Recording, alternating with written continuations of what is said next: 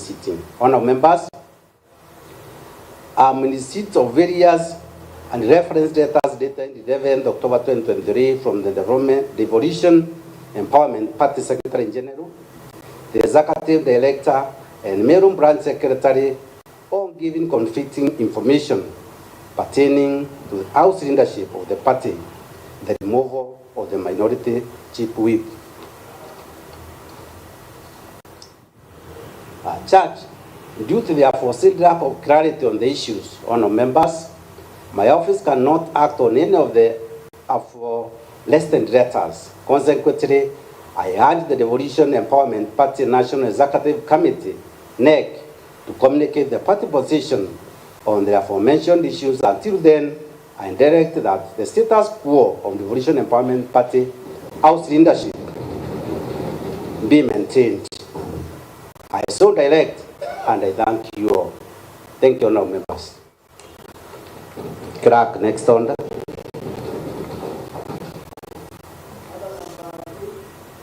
Messages. Next order. Order number 4, papers. Number 4, petitions. Next order. Order number 5, papers. Honourable members, we have a number of papers that are supposed to be read on the floor of the House, and they shall be read as they appear in the order paper. And number 1 is the report of the Sectoral Committee on Justice, Legal Affairs and Cohesion on the conflict by His Excellency the Deputy Ngabana Meru County to the County Assembly of Meru against, among others, is arranged exclusion from the County Executive Committee meetings and facilitation of its officer. And this one is supposed to be moved by Honorable Kacheri Muduri, Chairperson Sectoral Committee on Justice, Legal Affairs and Cohesion. Honorable Kacheri, please take the floor. Thank you so much, Mr. Speaker, sir. My name is Kacheri Muduri, a nominated member in this August House and the Chairperson Committee on Justice, Legal Affairs, Cohesion and Cohesion. Mr. Speaker, I have the report from the committee, the report on complaints by His Excellency the Deputy Governor Meru County to the County Assembly against his alleged exclusion from the County Executive Committee meetings and non-facilitation of his office. Mr. Speaker, with your permission, I would wish to read this paper on the floor of the House. Yes, thank you. Please proceed and read.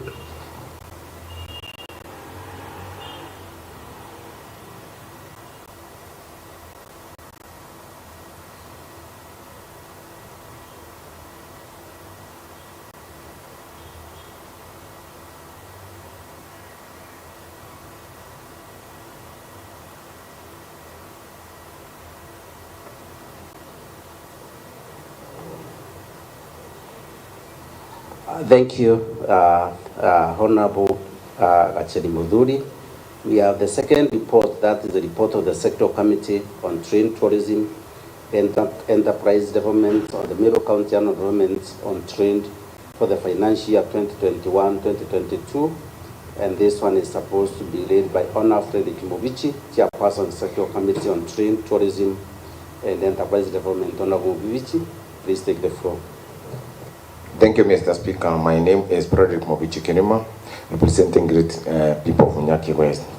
Mr. Speaker, I beg to read the report on the Meru County Annual Report on Trend for the financial year 2021-2022.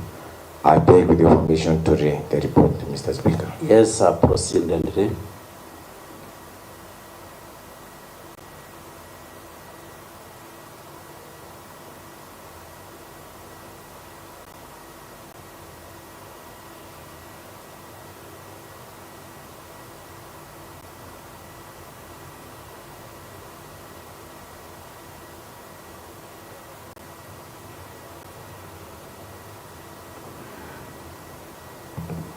Thank you, Honorable Frederick Mobichi. Now we have the land report. That's the report of the Sector Committee on County Public Accounts and Investments. On the report of the Auditor General on the financial statement, the report of the executive arm of the county government of Meru for the financial year ending 30th June 2023. And this one is supposed to be read by Honorable John Kithaanju, Chairperson, Select Committee on County Public Accounts and Investment. Honorable Kithaanju. Thank you, Mr. Speaker. My name is Kithaanju, representing Commonwealth and also the Chairperson, Select Committee on Public Accounts and Investment. Mr. Speaker, I have a communication which is addressed to you, and I will read it as it is. From Chairperson, Select Committee on Public Accounts and Investments, dated 17th October 2023, reference is extension of time to table a report. The Select Committee on County Public Accounts and Investments seeks an extension of time to table the report of the Auditor General on the financial statements of the Auditor General, on the financial statements and the reports of the County Executive of Meru for the year ended 30th June 2023. The committee has not yet finalized the compilation of the report and therefore request to table the said report on 29th November 2023 during the afternoon sitting. Your consideration will be highly appreciated. Thank you, Mr. Speaker.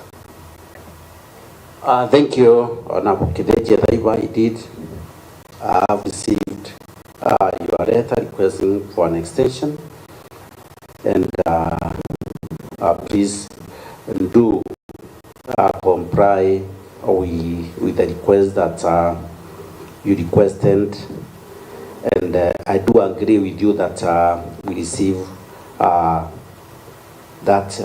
report on 29 November during the afternoon sitting. Then the next report is the report of the Sector Committee on Youth, Gender and Community Services on the vetting of the nominees for the Meru County Alcoholic Drinks Control Board.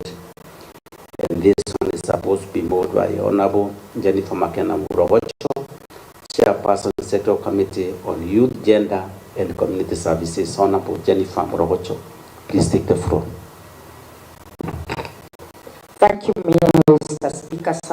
For purposes of records, my name is McKenna Jennifer Murogocho, MCA of Kithaanju and also the Chairperson on Youth, Gender, Sports and Community Services. Mr. Speaker, there is a letter which has been released for you seeking for an extension, and at the same time, even though we are seeking for an extension, Mr. Speaker, I would want to report to this House, because there is a bill of alcoholic and drinks board which is coming into our committee, and I'm sure we will be having the first reading today. We don't want the bill to contravene with the nomination of the board. So, Mr. Speaker, with your wise counsel, you'll be able to direct us what to do, because we want to vet this after we are through with the bill, which will be in the floor of the House. Thank you, Mr. Speaker. So you are seeking an extension up to which date? Mr. Speaker, considering that you take a period of like 4 weeks to be through with the bill, so I would want an extension of not less than a month so that we can finish up with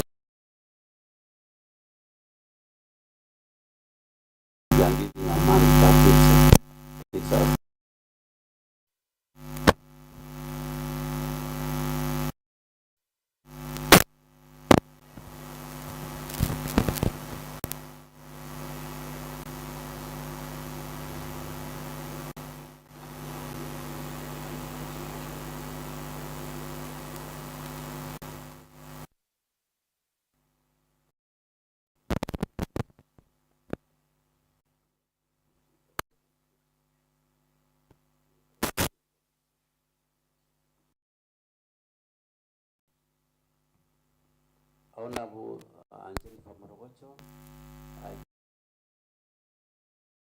report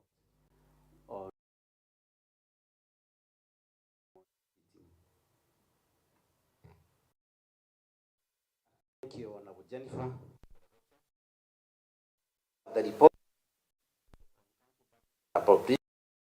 The budget estimates of the Meru County Alcoholic Drinks Control Board for the financial year 2023-2024.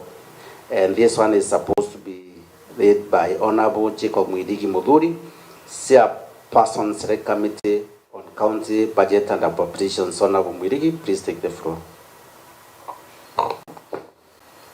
Thank you, Mr. Speaker, sir. For the purpose of record, my name is Jacob Mwirigi, the elected member for Kibiricho Ward, and also the chairperson, Budget and Appropriations Committee. Mr. Speaker, sir, we were expecting to read a report, the same report, but Mr. Speaker, we are yet to finalize. So I realized to seek a further extension of 2 weeks because the RICA board is yet to honor our invitation. Therefore, Mr. Speaker, we have not yet concluded. Thank you, Mr. Speaker, sir. So 2 weeks takes up to which date, Chair? Which date do you want?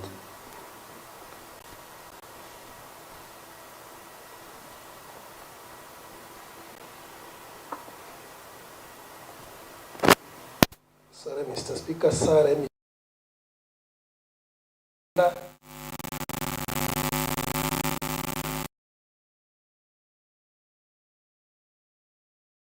Take first Wednesday of December, morning sitting.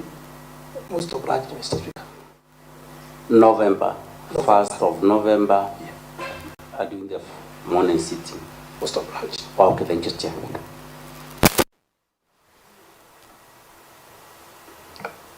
Honourable members, we are through with the papers, and now I want us to take the next order. Order number 6, notices of motions. Thank you, honourable members. We have a number of notices of motions as listed in the appendix, and we take them as per that order. And the first notice of motion is supposed to be given by the leader of the majority. Honorable Evans Karia, please take the floor and give your notice of motion.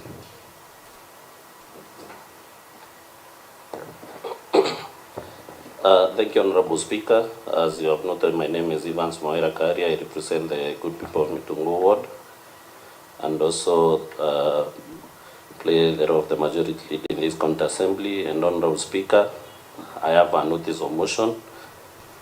And Honorable Speaker, take notice that pursuant to the provisions of Standing Order number 65-2, I, Honorable Mwangaza Gikarangone Kairi, a member of the County Assembly of Meru, representing Meru Ward and the leader of the majority party, proposes to move the following motion in the County Assembly of Meru.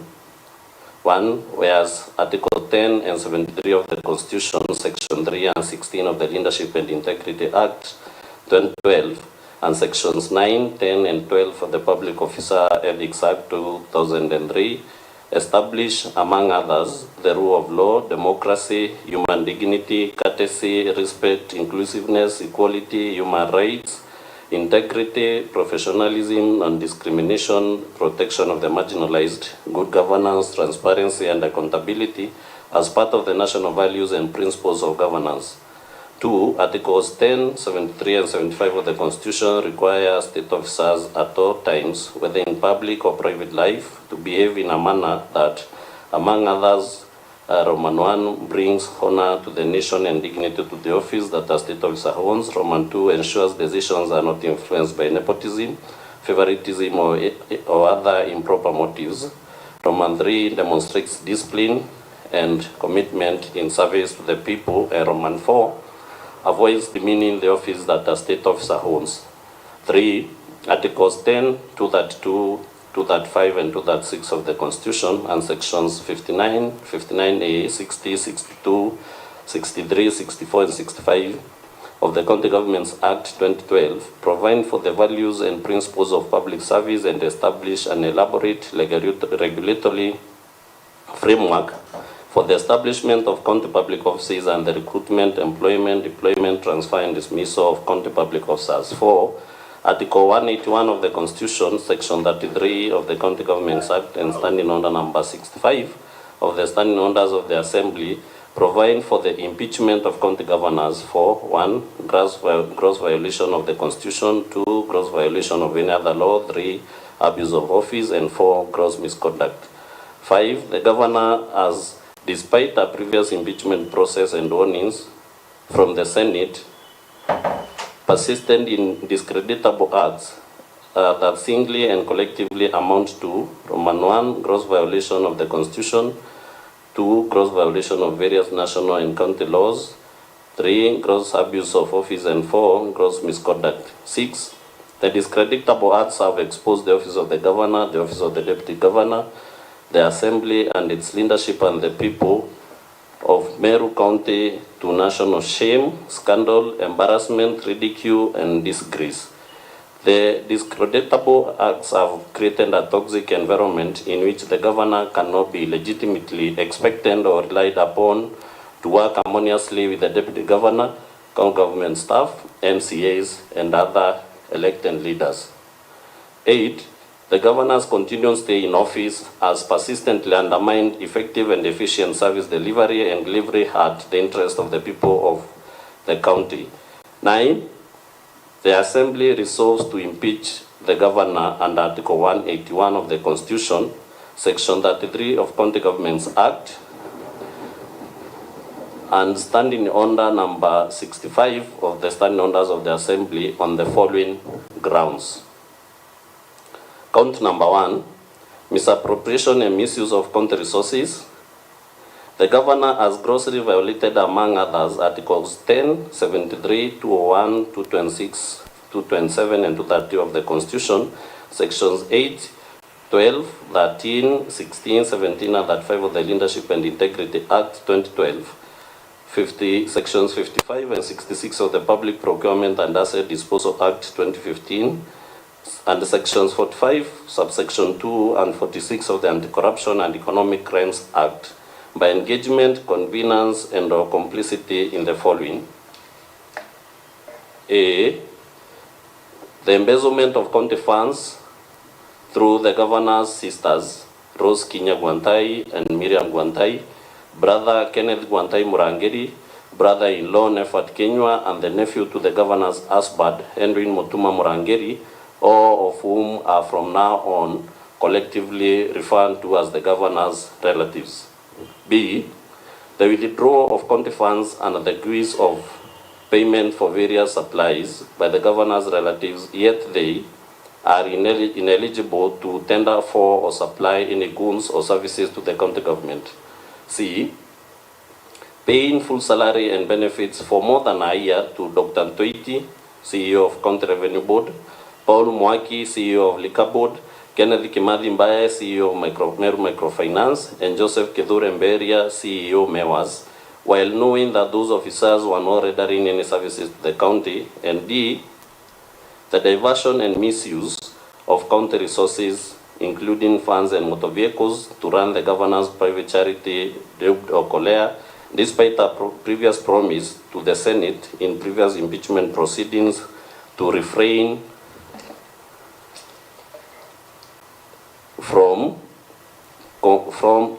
from conflicting official county operations and Okolea operations.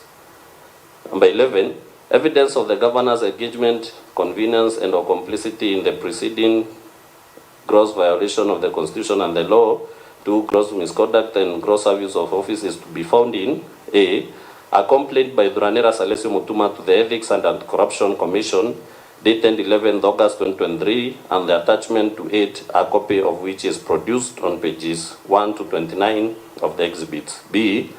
A letter by the clerk of the Assembly dated 9th October 2023 requesting a certified copy of Meru County Miss Records, a copy of which is produced on page 30 of the exhibits.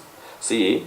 A letter by the County Executive Committee member for Finance dated 11th October 2023 declining to furnish a certified copy of Meru County misrecords on frivolous grounds, thus inviting an adverse inference against the governor in relation to the complaint raised by Mutuma Salesio Duranera, a copy of which is produced on pages 31 to 32 of the exhibits. D. Payslips for Dr. John Tweety, Joseph Kethure Mberia, and Kennedy Kemadi Mbae, copies of which are produced on page 33 to 41 of the exhibits. And E. The Maua Chief Magistrates Court Miscellaneous Criminal Application number E085 of 2023, a copy of which is produced on pages 42 to 47 of the exhibits. F. Charge sheets against Salesio Monene Kanga ala Samaritan and Isaiah Toribi Kiyuki, employees of the county government, relating to the violence that erupted at the governor's Okolea rally at Makiri, copies of which are produced on pages 48 to 49 of the exhibits. G. Payslips for Salesio Monene Kanga ala Samaritan and Isaiah Toribi Kiyuki, confirming their status as employees of the county, copies of which are produced on pages 50 to 51 of the exhibits. And H. A video recording of the violence that erupted at the Maokolea rally at Makiri on 16 September 2023, which is saved in the flash disk presented herewith, and the transcript of which is produced on pages 52 to 53 of the exhibits. Count number 2, Honorable Speaker, nepotism and related unethical practices. The governor has grossly violated, among others, Articles 10, Articles 232, 235, and 236 of the Constitution, Sections 12, 17, and 24 of the Public Officer Ethics Act, 2003, Sections 13, Subsection 1, B, F, Subsections 16 and 24 of the Leadership and Integrity Act 2012, and Sections 55, 59, 59A, 60, 62, 63, 64, and 65 of the County Governments Act 2012 by engagement, convenience, and/or complicity in the following: A. Fraudulently misrepresenting the governor's relatives as a technical team for purposes of travel to China to inspect and certify cancer treatment equipment, while knowing that the governor's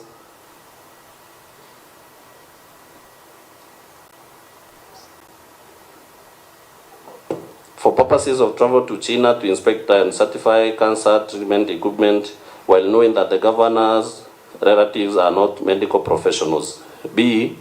Employing Edwin Mutuma Murangiri, who is a nephew to the governor's husband, as the CEO of Meru County, as the CEO of Meru Youth Service, MYS, and acting chief officer of the Department of Finance. C. The designation of Nefat Kenywa, who is the governor's brother-in-law, as the director of external leakages without transparent and competitive recruitment. And D. Assigning diplomatic duties, namely engagements with foreign diplomats and dignitaries, to our unqualified sisters, that is Miriam Gwantai, PA, and Rose Gwantai, bodyguard. Evidence of the governor's engagement, convenience, and complicity in the preceding: 1, gross misviolation of the Constitution and the law; 2, gross misconduct; and 3, gross abuse of office, is to be found in a letter by the EACC to the governor dated 19 October 2022 relating to nepotism, cronyism, and other unethical acts, a copy of which is produced on pages 54 to 56 of the exhibits. B. The governor's response to the letter alluded to in subparagraph A above, confirming the employment status of the governor's close relative, a copy of which is produced on page 57 to 59 of the exhibits. C. Letters in English and Chinese by Beijing Link Tech Company Limited dated 25th April 2023, inviting the governor to China to benchmark cancer treatment equipment for installation at a cancer treatment center in Meru, copies of which are produced on pages 60 to 67 of the exhibits. Letter from the county government to the State Department for Devolution dated 26 May 2023, a copy of which is produced on pages 60 to 67 of the exhibits. An internal memo by Kusa Azel to the Principal Secretary, State Department for Devolution.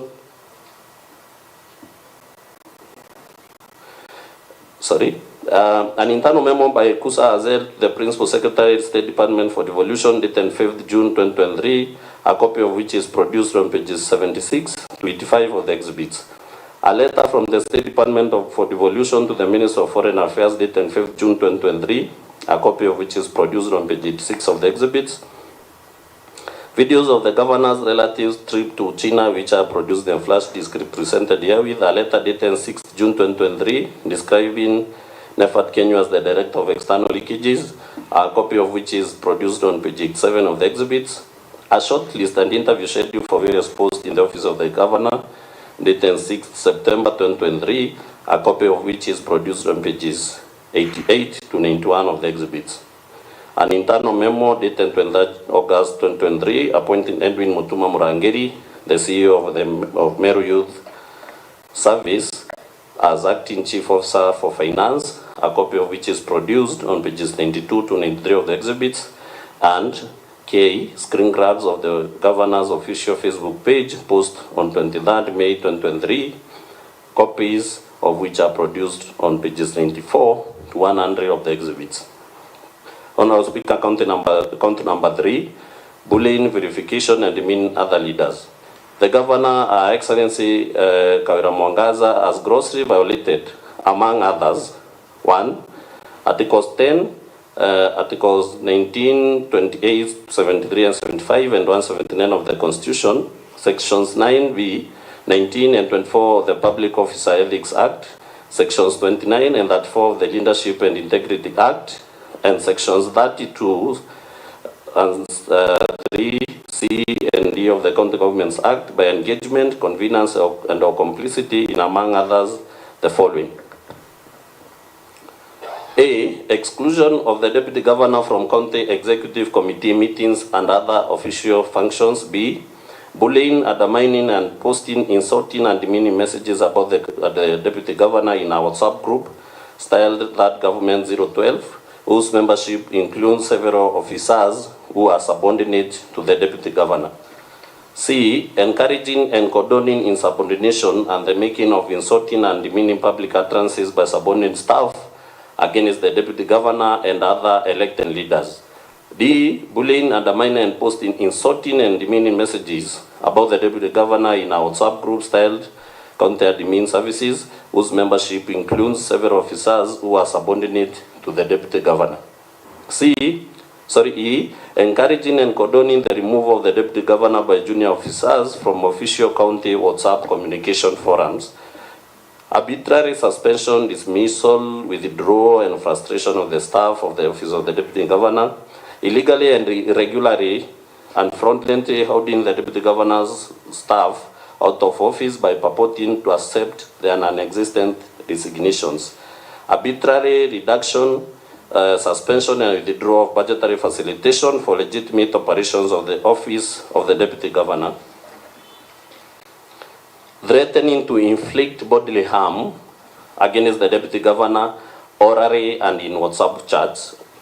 Forcibly breaking entry and ransacking of the Deputy Governor's office, changing the locks to the Deputy Governor's office, arbitrary relocation of the Deputy Governor's office, arbitrary withdrawal of security from the Deputy Governor's residence, and persistently making demeaning public utterances against other elected leaders despite the same issue featuring prominently in the previous impeachment proceedings. Making insightful, insulting, and demeaning remarks against other leaders by falsely accusing them of cartelism at a presidential Thanksgiving service held in Lare despite this issue arising in previous impeachment proceedings, and encouraging, conniving, and condoning her husband's insulting and demeaning public utterances and musical performances against other elected leaders despite this issue featuring in previous impeachment proceedings. Evidence of the Governor's engagement, convenience, and/or complicity in the preceding: 1. Gross violation of the Constitution and the law. 2. Gross misconduct. And 3. Gross abuse of office is to be found in A.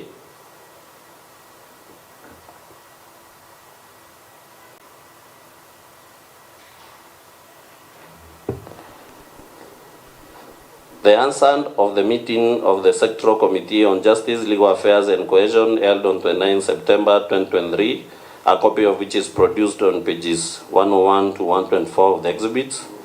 B. Screen grabs from the WhatsApp group styled that Government 012 and County Admin Services, copies of which are produced on pages 125 to 194 of the exhibits.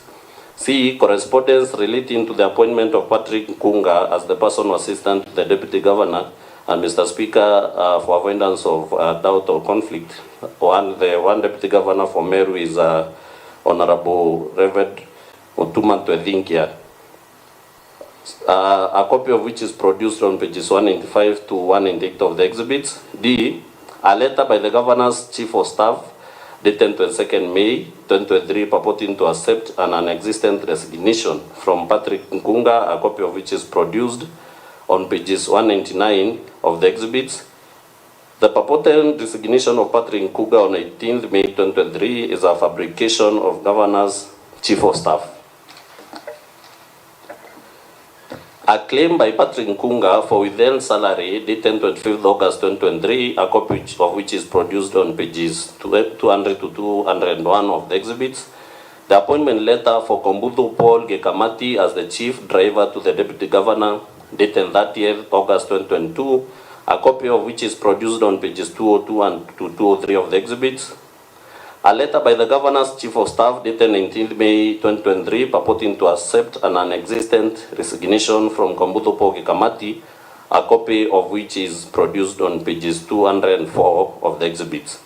A demand letter by Kombudu Paul Gekamati's advocates for withheld salary dated 13th June 2023, a copy of which is produced on pages 205 to 201 of the exhibits.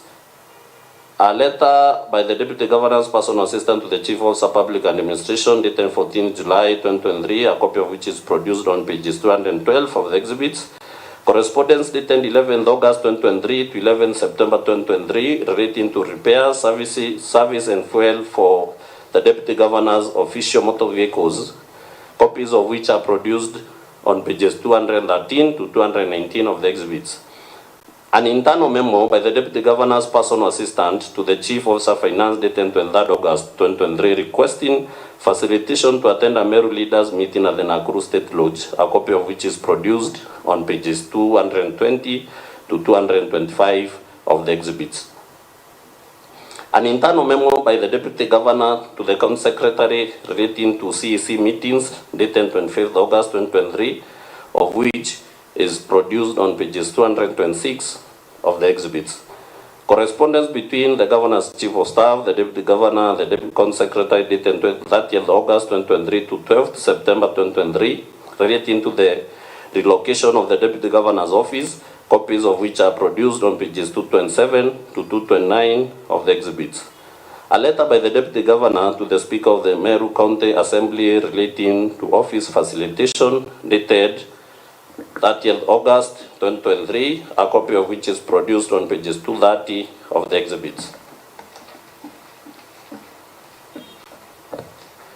A letter by the Deputy Governor to the Speaker of the Meru County Assembly relating to the exclusion from CEC Honorable meetings. Leader Majority, please, where you are referring to the Deputy Governor, please also mention the names. Please. Thank you, Honorable Speaker. Like previously I said, this motion relates to the Governor to the removal of one Honorable Mwangaza, who is the Governor of Meru County. And it is irrefutable that the Deputy Governor is one Honorable Reverend Isaac Mutuma Twethinkia. Therefore, they are the ones who are referred to in this motion, but I'll strive to mention by their names. Honorable Speaker, I was on a letter by the Deputy Governor to the Speaker of the Meru County Assembly relating to exclusion from CEC meetings dated 30th August 2023, a copy of which is produced on page 231 of the exhibits.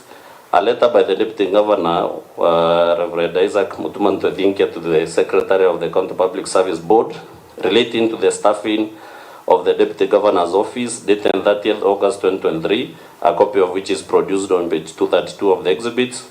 A letter by the Deputy Governor to the Deputy President of the Republic of Kenya relating to reconciliation dated 1st September 2023, a copy of which is produced on page 233 of the exhibits. A letter by the Deputy Governor to the Clerk of the Senate relating to an invitation to CEC meetings and office facilitation dated 1st September 2023, a copy of which is produced on page 234 of the exhibits. A letter by the Deputy Governor to the Chairperson of the Council of Governors and Chairperson of the Deputy Governor's Caucus relating to reconciliation dated 1st September 2023, a copy of which is produced on page 235 of the exhibits.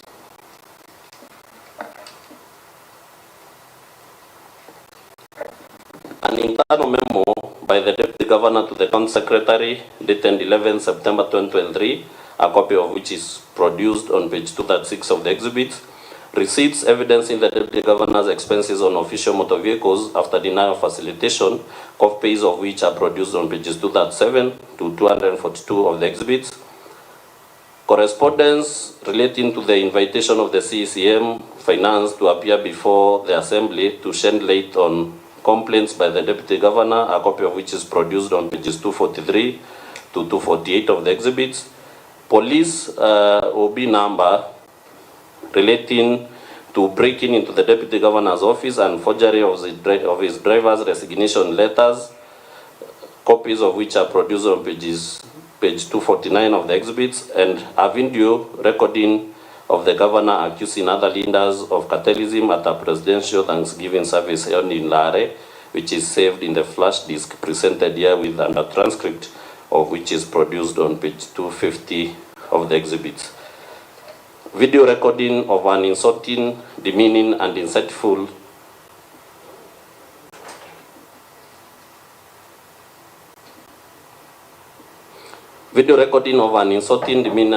musical performance by the Governor, Her Excellency Mwangaza, and her husband at Kiotene, which is saved in the flash disk presented herewith and the transcript of which is produced on pages 251 to 252 of the exhibits.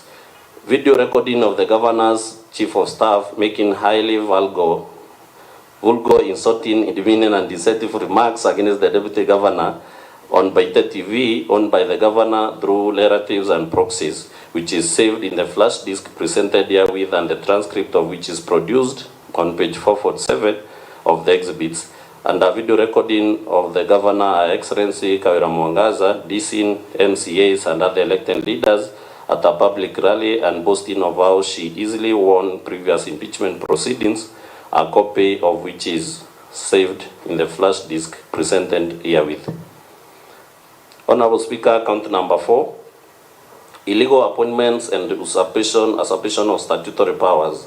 The Governor has grossly violated, among others, Articles 10, 41, 201, 232, 235, and 236 of the Constitution, Section 17 of the Public Office Ethics Act, Sections 45, 55, 59, 59A, 60, 62, 63, 64, and 65 of the County Governments Act, Section 4 of the Public Appointments Act 2017, Section 34(3) of the Public Service Commission Act 2017, Section 9, Subsection 2 of the Meru County Revenue Board Act 2014, Section 4, Subsection 2 of the Meru County Alcoholic Drinks Control Act 2014, Section 11, Subsection 2 of the Meru County Microfinance Corporation Act 2014, and Section 18, Subsection 2 of the Meru County Water and Sanitation Services Act 2014, by engagement, convenience, and complicity in, among the others, the following: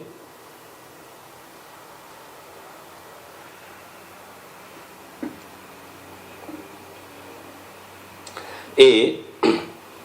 Appointing Kennedy Mwetiriongo as a chief officer without county assembly approval. B. Setting Dr. Ntoiti, CEO of County Revenue Board, Paul Mwaki, CEO of Liquor Board, Kenneth Kemadhi Mbaye, Managing Director of Meru Microfinance Corporation, and Joseph Kithure Mbeheria, CEO MEWAS, on indefinite compulsory leave with full salary and benefits in the usurpation of the powers of the appointing authorities under the relevant Meru County laws. C. deploying other persons in breach of a court order to perform the functions of the persons alluded to in subparagraph C above. Appointing unqualified persons, that is Edwin Mutuma Murangeri, Kenneth Mutriongo, and Gitobun Kanata, as acting chief officers without the requisite competitive recruitment and recommendation of the County Public Service Board. Disregarding the criteria for the establishment of offices within the County Public Service by recruiting traffic marshals without the involvement of the County Public Service Board. Usurping the powers of the County Public Service Board by creating offices of the traffic marshals, which is the sole preserve of the County Public Service Board. Employing a bloated workforce, more than 100 personal staff in the office of the governor. Irregularly designating and paying various cleaners as senior support staff while having 16 support staff. Appointing the following persons to hold county offices in an acting capacity for more than 6 months. 1. Monica Kagwema, Chief Officer Youth. 2. Kome Mudhuri, Director, Health Services. 3. Francis Mungai, CEO, County Revenue Board. 4. Silas Mbabu Moguna, CEO, Liquor Board. Evidence of the governor's engagement, convenience, and the complicity in the preceding gross violations of the Constitution and the law, gross misconduct, and gross abuse of office is to be found in A. Documents relating to the staffing needs of the office of governor, adverts, and shortlisting of chief officers, copies of which are produced on pages 253 to 294 of the exhibits. B. An internal memo by the County Secretary dated 23rd August 2023, a copy of which is produced on pages 295 to 296 of the exhibit. C. Summons issued by the Assembly Sectoral Committee on Labour, Public Service and Social Welfare on 26th September 2023, copies of which are produced on pages 297 to 310 of the exhibits. D. Response by the County Secretary communicating the decision of the Governor, the Chief of Staff, County Secretary, County Executive Committee Member Finance, and the Fleet Manager not to appear before the Sectoral Committee of the Assembly, thus inviting an adverse inference against the Governor, Excellency Kairi Mwangaza, a copy of which is produced on pages 301 to 312 of the exhibits. The answer of the meeting of the Sectoral Committee on Labour, Public Service and Social Welfare and on 5th October 2023, a copy of which is produced on pages 313 to 323 of the exhibits. The County Public Service Human Resource Manual 2013 and the Public Service Commission Human Resources Manual 2016, relevant extracts of which are produced on pages 324 to 334 of the exhibits. Internal memo dated 22nd December 2022 by the County Public Service Board to Chief Officers through the County Secretary, advising on transfers, appointments, and establishment of offices within the County Public Service, a copy of which is produced on page 305 of the exhibits. Letters sending various officers on compulsory leave, copies of which are produced on pages 306 to 342 of the exhibits. Circulars, guidelines from the Intergovernmental Relations Technical Committee, the Transition Authority, and the Salaries and Remuneration Commission on the staffing of the Office of Governor, copies of which are produced on pages 343 to 353 of the exhibits. Correspondence relating to the bloated workforce in the Governor's office, copies of which are produced on pages 354 to 362 of the exhibits. Payslips relating to some of the bloated workforce in the Office of the Governor, copies of which are produced on pages 363 to 382 of the exhibits. Correspondence between the Assembly and the County Public Service Board on the appointment of chief officers and the employment of various staff within the office of the Governor, copies of which are produced on pages 383 to 408 of the exhibits. Screen grabs from the Governor's official Facebook page relating to the appointment of traffic marshals, copies of which are produced on pages 409 to 412 of the exhibits, and a video recording of the Governor flagging off traffic marshals saved in the flash disk presented herewith, and a transcript of which is produced on pages 413 to 414 of the exhibits. Count number 5 on Speaker, contempt of court. The Governor, Excellency Kawira Mwangaza, has grossly violated, among others, Articles 10 and 73 of the Constitution, Section 7 of the Leadership and Integrity Act by engagement, and Section 10 of the Public Officers Act by connivance and the complicity in a contumacious, stubborn refusal to obey lawful court orders. Evidence of the Governor's engagement, connivance, and complicity in this gross violation of the Constitution and the law, gross misconduct, and gross abuse of office is to be found in a video recording saved in the flash disk presented herewith, and a transcript of which is produced on page 415 of the exhibits. An order issued by Employment and Labor Relations Court on 7th October 2023, a copy of which is produced on pages 416 to 417 of the exhibits, a ruling delivered by the Employment and Labor Relations Court at Meru on 23 September 2023, finding the Governor of the Meru County Owners and Awards Act 2018 by naming a public road after a husband without following the applicable statutory procedures. Evidence of the Governor's engagement, connivance, and the complicity in the aforesaid gross violation of the Constitution and the law, gross misconduct, and gross abuse of office is to be found in a screen grab from the Governor's official Facebook page, a copy of which is produced on page 442 of the exhibits, and a screen grab from the Governor's husband's official Facebook page, a copy of which is 443 of the exhibits. Count number 7, Honorable Speaker, which is the last one, is the Governor's contempt of the Assembly, where the Governor has grossly violated, among others, Articles 10, 174, 185, and 185 of the Constitution, Section 39 of the County Governments Act 2012, and Sections 18, 22, and 27 of the County Assembly's Powers and Privileges Act 2017 by engagement, connivance, and or complicity in the following: A, refusing to honor lawful summons to appear before the Assembly's Sectoral Committee on Justice, Legal Affairs, and Cohesion to answer questions on the matters raised in the preceding parts of this impeachment motion.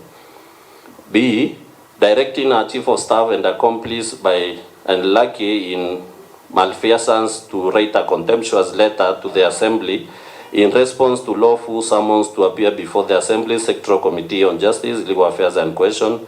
And C, in the refusal by our County Executive Committee member Finance and County Secretary to furnish documents to the Assembly on the frivolous grounds that an incoherent audit process was underway and the matters raised by the Assembly was sub judice, the later frivolous ground being also disingenuous and contrived when viewed against the fact that the Governor has already been convicted of contempt of court.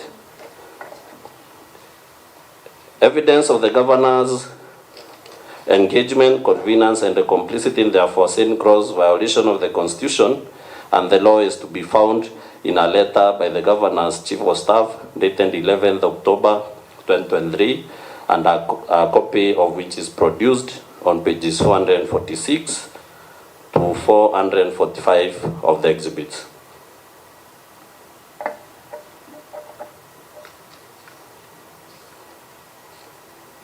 Honorable Speaker, this notice of motion is dated the 16th day of October 2023 and signed by myself.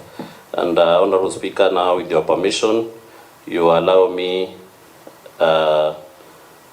to lay this notice of proposed motion together with the exhibits, which are both in hard copy and also in a flash disk on the table of this Honorable Assembly. Yes, Honorable in the majority, Evans Mawira, please proceed that day.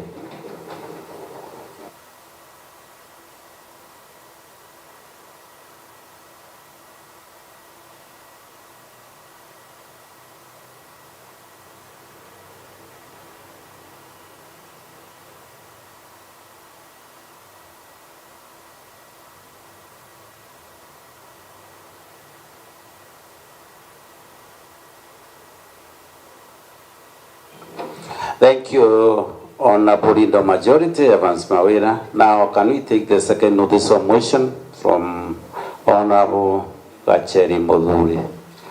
Honorable Kacheri Moduri. Please proceed, Honorable Member. Thank you so much, Mr. Speaker, sir. For record, Honorable Gasheri Mudhuri, a nominated member in this August House. Mr. Speaker, I have a notice of motion which is dated on 16th October 2023. Take notice that I, Gasheri Mudhuri, a nominated member of the County Assembly of Meru and the chairperson Central Committee of Justice, Legal Affairs and Cohesion, proposes to move the following motion in the County Assembly of Meru, that this Honorable Assembly considers and adopts the report of Central Committee on Justice, Legal Affairs and Cohesion on the complaint by His Excellency the Deputy Governor Meru County to the County Assembly of Meru against, among others, is alleged exclusion from County Executive Committee meetings and non-facilitation of his office, which report was laid on the table of the Honorable House on Honorable Assembly today, Tuesday, 17th October 2023, during the morning sitting. Mr. Speaker, I have undersigned this notice of motion, and with your permission, Mr. Speaker, I would wish to lay the notice of motion on the floor of the House. Yes, Honorable Acheri Modhuri, please proceed and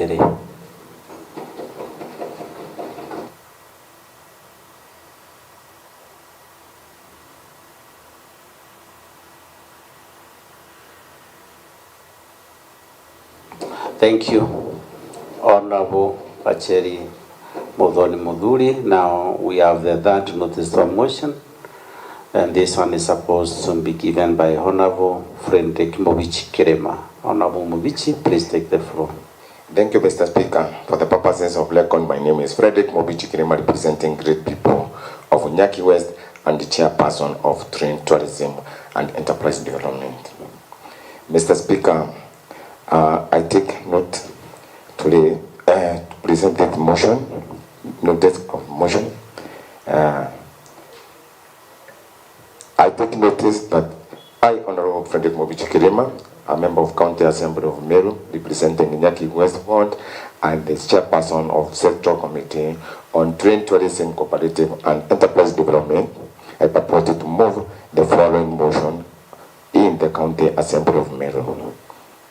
That the Honorable Assembly consider and adopt the report of the Central Committee on Train Tourism Cooperative and Enterprise Development on Meru County Assembly annual report on train for the financial year 2021-2022, which report was read on the table on the Honorable Assembly on Tuesday, 17th day of October 2023, during the morning sitting.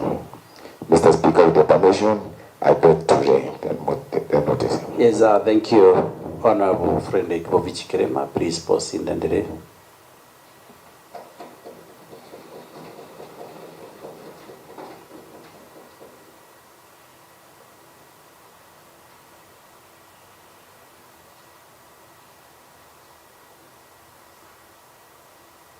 Thank you, Honorable Frederick Mobichi Kirema, Chair Trained representing Nyaki West, following the motion. Clerk, can you take the next order?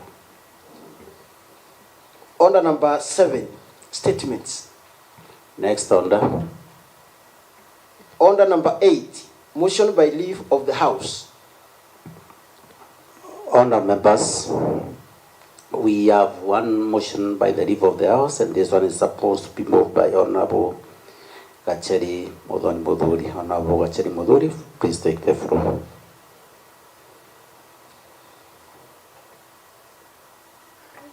Thank you so much, Mr. Speaker. I want to come to the front and read the report from there, please. Please do so.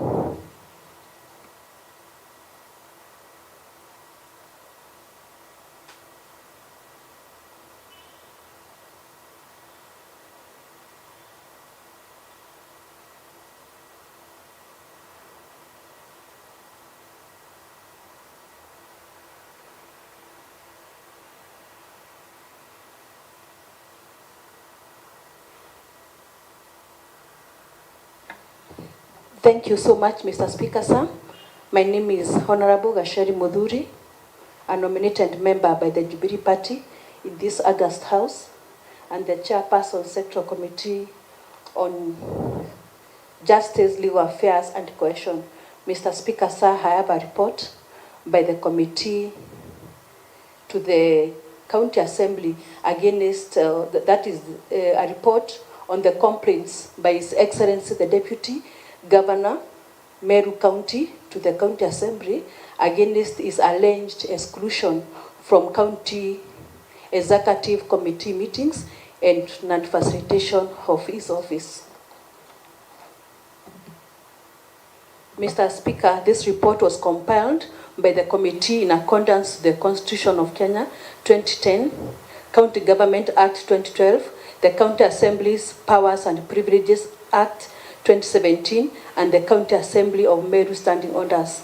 The report documents all activities of the committee throughout the entire investigation, where the committee received comprehensive briefs from His Excellency the Deputy Governor and the persons adversely mentioned by him in his submissions before the committee. The committee extensively scrutinized the documentation and submitted by various witnesses. The committee developed a schedule for inviting relevant persons to shed more light into the issues raised by His Excellency the Deputy Governor, and some invitees honored the invites, while others failed to honor nor respond to the summons issued by the committee. The committee contains summaries of various submissions submitted to the committee during the investigations. Recommendations of the committee. The county treasury do establish sub-vote end within the vote end of the office of the governor, and all planning documents to ensure the office of the deputy governor is well funded to discharge its constitutional mandate, and in the failure of the county treasury to do so, the county assembly be free to establish the first county treasury, the first supplementary budget for the year 2023-2024 or 2024-2025 financial year. Number 2 of the recommendations, the Meru County Public Service Board do direct the reinstatement of one Patrick Nkonga and Paul Kamati as the personal assistant of the senior driver, respectively, under their previous contract terms, and ensure their personnel enrollments and entitlements for the period that they have been removed from the payroll are paid within a month from when this report is adopted by the County Assembly. Number 3, that the County Public Service Board is hereby directed to immediately desist from delegating the appointing authority to the officers who are not stipulated in the Section 86(1) of the County Government Act 2012. Number 4, the County Public Service Board commences disciplinary action against the Chief of Staff for issuing acknowledgement letters of non-existent resignation letters pursuant to Section 54 F of the County Government Act 2012. Number 5, the committee also recommends that the Deputy Governor be reinstated to his office that befits his stature as a duly elected Deputy Governor of Meru County. The committee notes that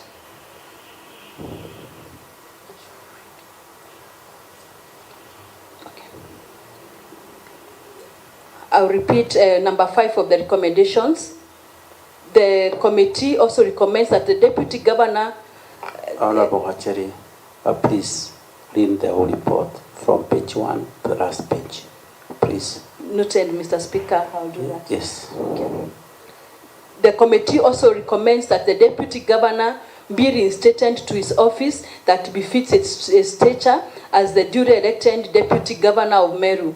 The committee notes that the public resources were spent to make the office suitable to host a Deputy Governor so the office should serve its purpose. Number 6, the county assembly finds the governor, the CC finance, and the county secretary, the chief of staff, and the fleet manager in violation of Article 195 and the Constitution, together with the Section 18 and 22 of the County Assembly's Powers and Privileges Act, and this honorable house may take any action that is deemed fit against the officers. Pursuant to the Orders 195, it is my present duty to present to the House the report of the Committee Justice, Legal Affairs and Cohesion and Communication emanating from the Deputy Governor of Meru County regarding lack of facilitation and exclusion from the Executive Committee meetings. Mr. Speaker, on Tuesday, 19th September 2023, during the morning sitting, the presiding speaker made communication regarding 2 letters dated 30th August 2023, referenced DG SP CAM 2/2023 and DG SP CAM 01/2023 from His Excellency the Deputy Governor of Meru, which was subsequently committed to the Sectoral Committee on Justice, Legal Affairs and Cohesion for consideration and report back to the House on or before 17th October 2023 as annexed in Annexure 1. It is this regard that the committee resolved to invite the Excellency Deputy Governor to appear before the committee to shed light on the issues raised in the aforementioned letters, Annexure 2. This consultative meeting took place on Friday, 29th September 2023, starting from 10 a.m. to 3 p.m. at the County Assembly Chambers. The mandate of the committee. Mr. Speaker, the Sectoral Committee on Justice, Legal Affairs and Cohesion is established under the Standing Orders number 190 of the County Assembly of Meru Standing Orders, with a mandate to, among others, inquire into, report on all matters relating to intergovernmental relations and coordination, constitutional affairs, the administration of law and justice, ethics, good governance, integrity, and anti-corruption measures, and protection of human rights, civic education, and workforce. 2, all matters relating to participation of communities in governance at local level, including measures being taken to develop an administrative capacity to ensure citizen participation, all matters relating to constitution and cooperation between the national and county governments, establishing mechanisms for resolution of intergovernmental disputes pursuant to Articles 6 and 189 of the Constitution, and other relating matters. Number 3, all matters relating to coordination of security and disaster management, including collaboration of the county and national government of security and disaster management, alternative dispute resolution, and other forms of dispute resolution involving intra-conflicts, such relating matters. It is therefore pursuant to this function, the mandate of the committee was established under the following terms of reference. 1, investigating the Deputy Governor's letters addressed to the County Assembly. 2, ensuring compliance with relevant laws and regulations. 3, recommendations, actions, or solutions to address the issues raised. And 4, to lay a report of the committee on the table of the Honorable for the purposes of consideration and adoption of the Assembly. Mr. Speaker, the committee consists of, number 1, Gasheri Mudhoni as the chairperson. Number 2, Benson Kerinya as the vice chairperson. The members are Honorable Dorsin Kagweria, Honorable Caleb Kebuko Mutedia, Honorable Haron Duranira, Honorable Patrick Mutuma, Honorable Martin Kome, Honorable Maurice Ntarangwe, Honorable Kenneth Mainge Mutwiri, Honorable Patrick Mwirigi, Honorable Kangwana Duncan, Honorable Sekondina Kanini, Honorable John Edeba, Honorable Godwin Bioki, Honorable Catherine Kamadhi, Honorable Grace Kambura, Honorable Edith McKenna, Honorable Josephat Kenyuamuna, Honorable Stephen Gakure Nchebere, Honorable Timothy Mutwiri, Honorable Josephat Barrio, and Honorable John Muguna. The Secretariat, Mr. Speaker, included Tere Gekunda as the clerk, Lindsay McKenna as the research officer, Mr. Mwenda Kinoti in the Ansant, Mr. Baptista Mureki in the legal department, and Madam Teresa Mukiri in the Sergeant of Arms office. The background and information. The Sectoral Committee on Justice and Legal Affairs and Cohesion invited the Deputy Governor to appear before the committee on 25th September 2023, but he was not able to appear on the scheduled date because he was hospitalized in Nairobi.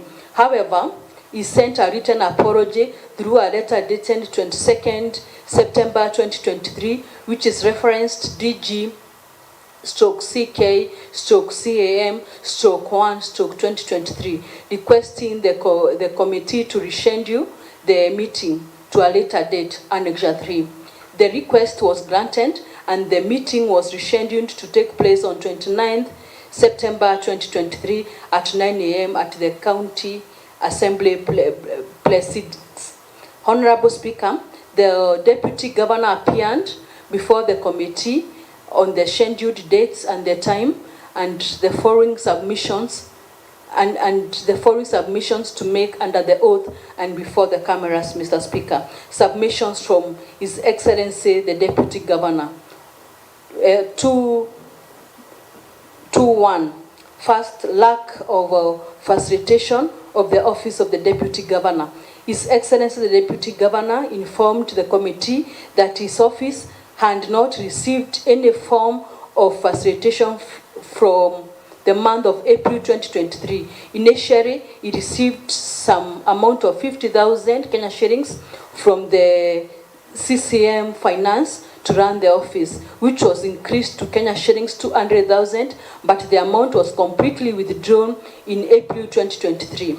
The Deputy Governor confirmed to the committee that he has been using his own personal resources to run the office, which has become difficult and limiting him in delivering his services to the people of Meru. Annexed and are the receipts of his expenditure in Annexure number 4. His Excellency the Deputy Governor cited various incidences where he was not facilitated. They include, but not limited to: 1, fueling his car to Nakuru State Lounge, where the Meru County leaders were invited for consultative meeting with the President of the Republic of Kenya, and also catering for welfare of his secretariat. Number 2, not being facilitated to attend the Devolution Conference held in Eldoret in mid-August 2023, an event that was critical in the county governance matters. Number 3, he further informed the committee that that his efforts to seek reimbursement from the fuel and accommodation bills from the CCM Finance Department have been futile. The Deputy Governor informed the committee that lack of facilitation for his office has direct implication on the welfare of Meru County people, citing the limitation to carry out his constitutional mandate as duly elected Deputy Governor of Meru County. He also explained he had lost touch with citizenry due to non-attendance to formal and informal functions. He was missing on capacity building, policy designing, and development partnerships for the county, which was part of their manifesto. The Deputy Governor was also concerned about electricity disconnections in his residence from time to time, which compromised his security detail. He informed the committee that his efforts to seek clarification from various offices has not borne any fruits since the letters are not replied to. Number 2.2. Failure to be invited in county executive committee meetings. Article 179(2) of the Constitution of Kenya 2010 stipulates that the deputy governor is substantive member of the county executive committee. In the letters presented before the county assembly, the deputy governor had stated that he is not invited to the county executive committee meetings, having attended the last meeting on 29th May 2023, when the committee inquired the mode of communication to attend the county executive committee meeting. The deputy governor informed the committee that he was previously invited by the county secretary through written memos and text messages. Honorable Speaker, in accordance to Section 44(3)(b) of the County Government Act 2012, the county secretary is responsible for arranging the business and keeping the minutes of the county executive committee, subject to the directions of the executive committee. In this regard, the deputy governor raised concerns with the county secretary regarding his exclusion from the county executive committee meetings, but they were not addressed. Annexure 5. The deputy governor informed the committee of his failure to be invited to the county executive committee meetings, to some extent has attributed to the strained relationship between him and the governor. The deputy governor also informed the committee that he was part of the budget making process, because by the time they were in good terms with the governor, the financial year 2022-2023, the budgetary allocations from the previous regime for the office of the governor was 180 million, and in 2023-2024 financial year, the budgetary allocations for the office is 173 million, that 4,018 shillings. The committee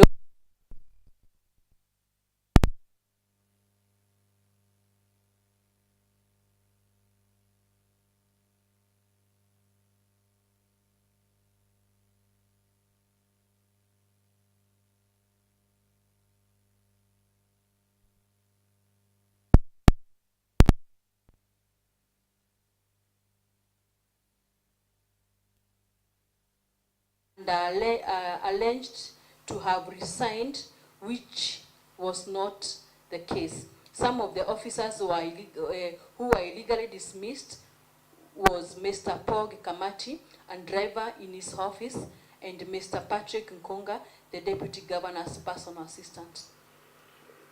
Verification of His Excellency, the deputy governor. The deputy governor submitted that the governor is on record in the mainstream media uttering demeaning words towards him. Further, adduced evidence in form of printouts from 2 WhatsApp groups, which the deputy was a member before he was ungraciously removed from those groups, indicating that the groups were turned into bullying forums, even by his juniors, being cheered on by his boss, the governor. That is Annexure 6. 2.5, relocation from the office of the deputy governor's office. The deputy governor further submitted that in a ploy to intimidate and belittle him, he was arbitrarily removed from his office. That he was arbitrarily removed from his office in the headquarter building, which was housing the governor and the deputy governor offices, and was relocated to the annex building. He submitted that the office that he was allocated did not have space for the support staff, who included his personal assistant, security, driver, and a waiting bay for his guests to stay. Therefore, they were operating from the corridors. He also protested the manner in which relocation was done, which led to loss of some items including cash and laptop. The officers working in the office of the deputy governor reported to the police station since the office was forcibly broken into, locks changed, and the personal items were missing. The committee, while analyzing the evidence submitted, realized the governor has been on the forefront, vilifying his deputy governor and encouraging the junior staff, who included CECs, chief officers, and administrators, to vilify him. The committee opened the conduct of to the amount of gross misconduct, and the governor, knowing this, under duty to reprimand and discourage the discourse, but instead she cheered it on. Mr. Speaker, it is in this regard to the aforementioned concerns that this committee resolved to invite officers adversely mentioned to shed more light on the matter. The committee derives powers from Articles 195 of the Constitution of Kenya 2010. Number 1, the County Assembly or any committees has power to summon any person to appear before the committee for the purpose of giving evidence or providing information. Number 2, for the purpose of Clause 1, an assembly has the same powers as the High Court to A, enforce the attendance of witness and examining them on oath, affirmation, or otherwise. B, compel the production of documents, and C, issue a commission or request to examine a witness abroad. Pursuant to the above provisions and standing orders number 175 of the County Assembly of Meru standing orders, the committee invited the following persons to appear before the committee to give submissions on the concerns raised by the Deputy Governor. Number 1, Her Excellency Governor Bishop Kawira Mwangaza, who is the Governor of Meru County.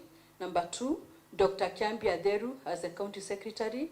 Number 3, Ms. Monica Kadono, CCM, Department of Finance and Economic Planning.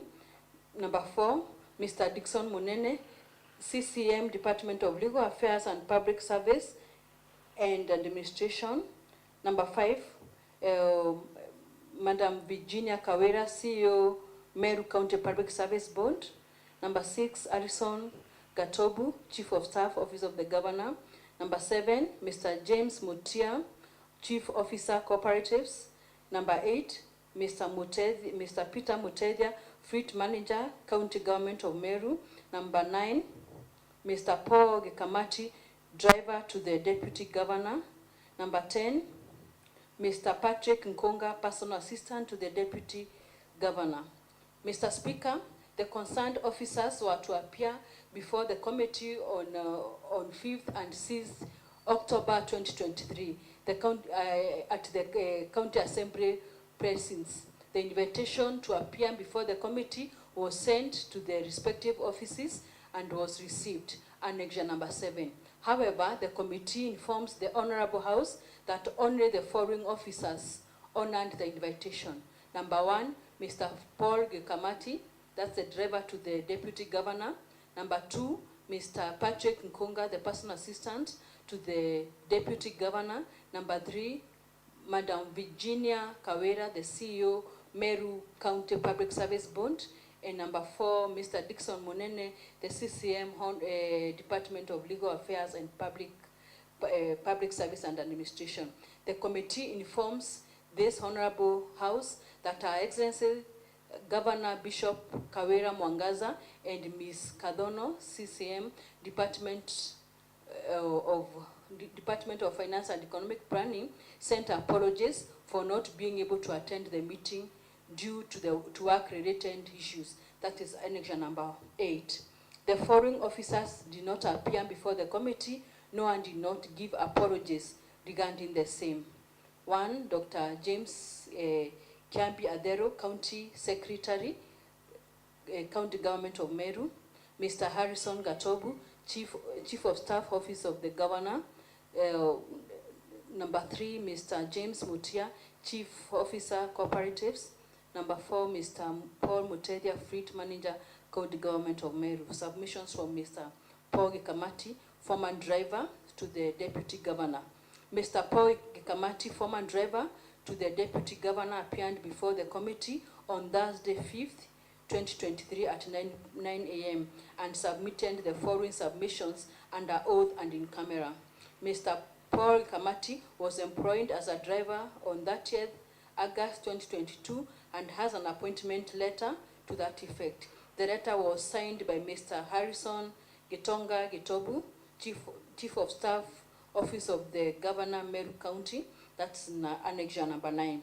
The committee ascertained that Mr. Paul Gikamati was an employee of the County Government of Meru on 5-year contract, which he provided a payslip to show he was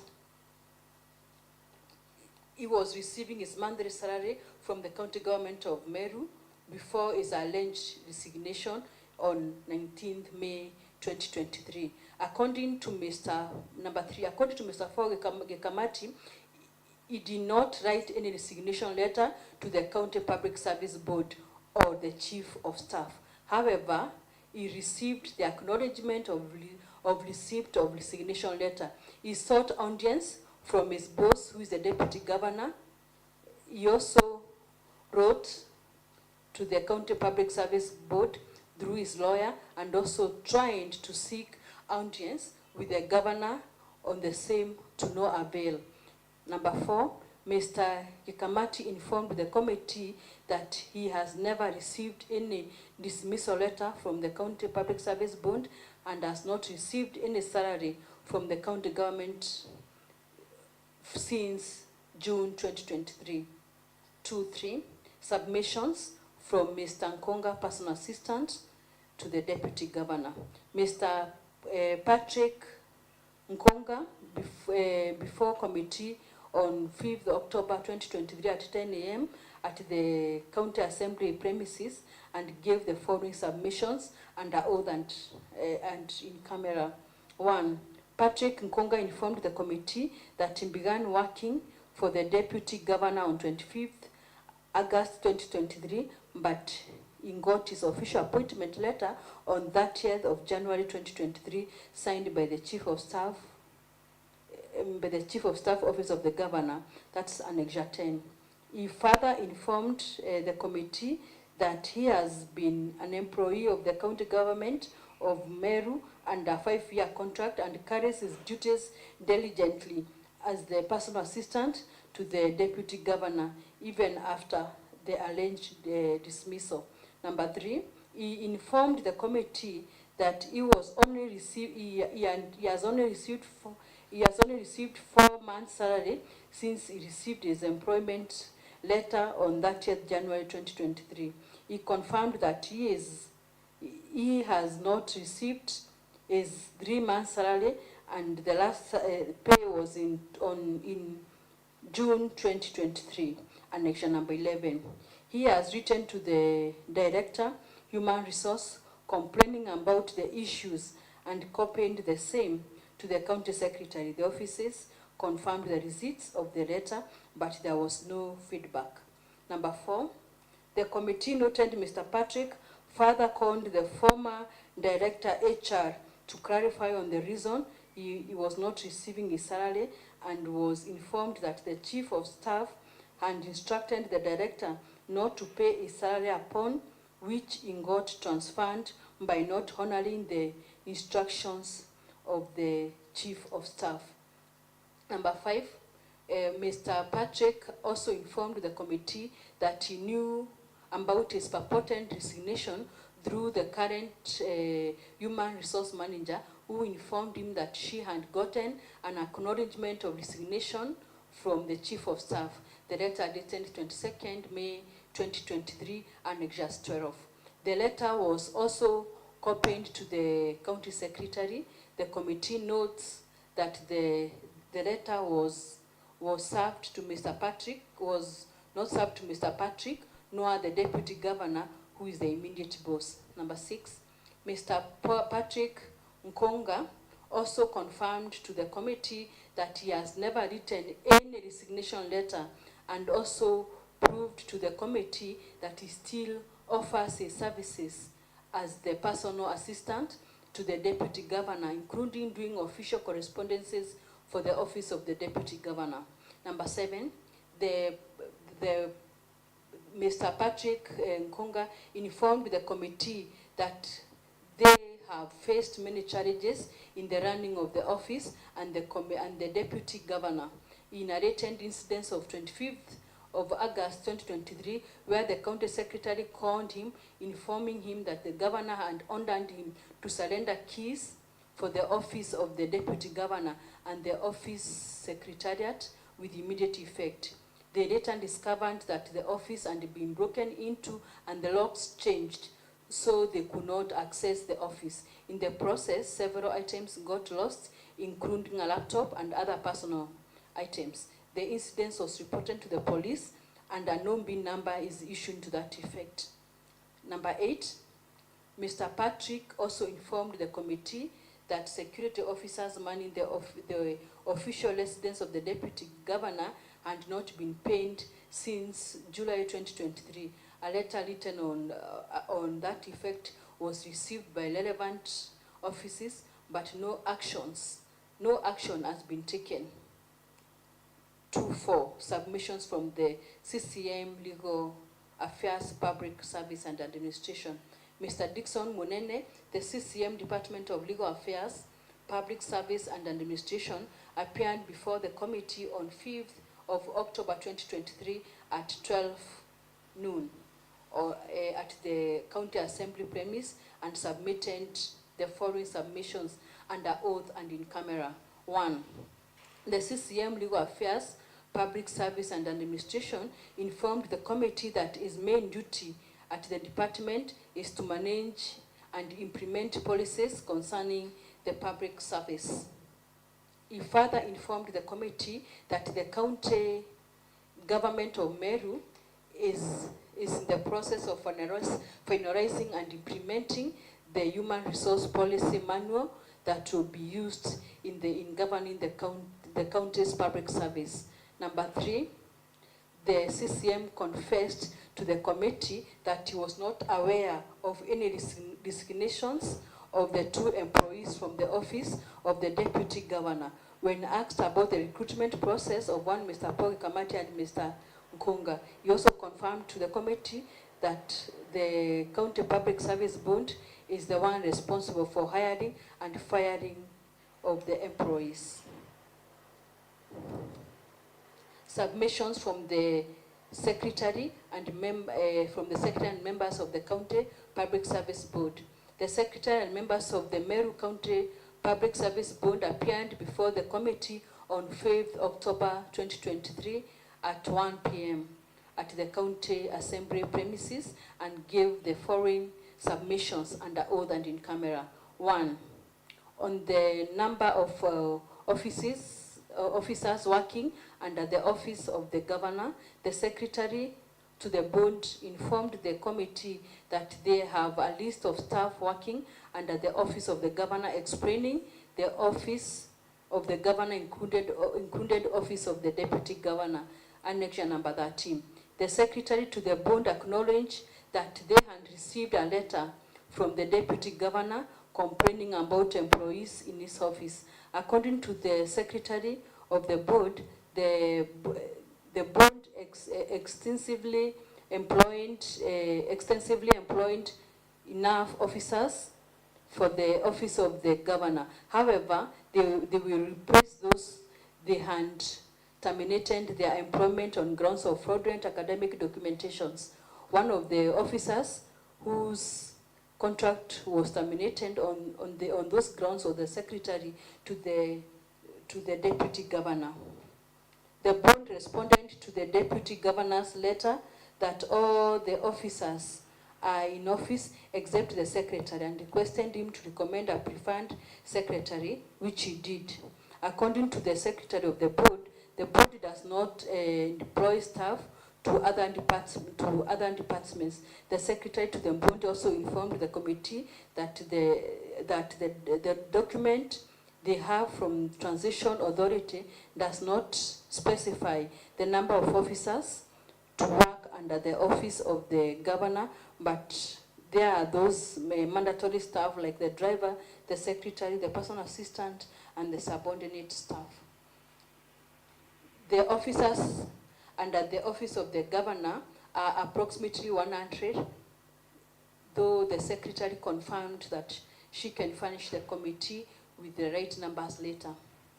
Those that were found to have fraudulent documents and were dismissed, there are around 8 officers. On whether the officers working under the office of the governor were employed competitively, she said that some directly appointed by some are directly appointed like the personal assistant and are employed through a competitive process. The board is the appointing authority for the offices working in the office of the governor, which includes those in the office of the deputy governor. In this regard, the deputy governor requested for employment of his secretary. Normally, when there is good working relationship between the two offices, the chief of staff requested for employees for the office and the deputy governor. The board wrote to the legal department to take action of officers who they found fraudulent of documents, to take legal action against them. The board also informed the committee that the officers are automatically updated the payroll upon employment. They affirmed to the committee that they were not aware of members of staff who are paid manually on matters of board delegating authority to the officers to do the appointment. The secretary to the board confirmed that the committee that they delegate the authority to other persons through a letter to the office or officer. The board has previously delegated authority to the chief of staff and chief officers in other departments, and they sign the letters of appointment. On human resource policy manual, the board admitted before the committee that they do not have a human resource policy manual, but it is in the process of developing one. Currently, they are using 2016 manual for the national government. On duplication of roles of chief of staff in the office of the governor and the chief of staff, is still under the office of the governor. The board informed the committee that they had received requests from the county secretary requesting the board to employ chief officer to the office of governor, which the board gave guidelines and the process is ongoing. The board agreed that they were not involved in the appointment of the current chief officers in various departments at the county government. They were also consulted on creation of the positions of the 10 chief officers, but on the extra eight chief officers posts that they were not consulted. The positions have been competitively recruited. On positions of officers working under the office of the deputy governor, the board acknowledged that they recruited. Honourable member, what is it, Honourable G? Thank you, Mr. Speaker. I rise on point of order, number 1, 2, and 3. And because as it goes, it seems that we have many businesses and our time is limited. We are supposed to end at around 12:30. I wanted to request this house that we extend our time from 12:30 to a time when we conclude our businesses. Thank you, Mr. Speaker. Honourable Wacheri, please take your floor. Take your seat. Yes, Jim. What exactly did you say? Thank you, Mr. Speaker. My name is Jim Muchui, representing the great people of Ngabana, the majority whip in the County Assembly of Meru. And Mr. Speaker, I rise on point of order number 31, 2, and 3. And I wanted to urge this House that we extend our normal sitting time from 12:30 to a time when we conclude the business, because as you can see, Mr. Speaker, we have business that may not conclude by 12:30. Thank you. Okay, honorable members, we have a motion moved by Honorable Jim Ochoi. Honorable Jim, who is seconding your motion. That's pertains to extension of time. Who is seconding your motion? The minority party whip, Honorable DMK Kyoga. Yes, Honorable DMK. Thank you, Mr. Speaker. I stand to second the motion for extension of time.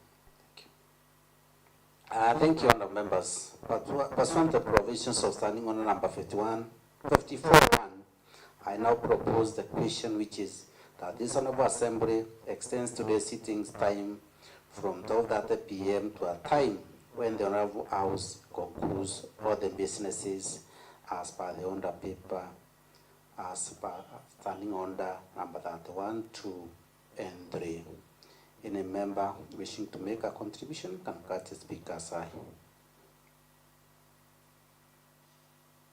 Yes, Honorable Ngabana. Thank you, Mr. Speaker, sir, for giving this opportunity. I'm Honorable Ngabana, representing the great people of Maua. Mr. Speaker, we have no other option because we have a responsibility and obligation to play. And these honorables have a lot of work ahead of us. And since it is the expectation from us to commit and to work, I support the motion of extension of time. Thank you, Speaker. Thank you, Honorable Ngabana. Yes, Honorable Duranera. Abogeta East.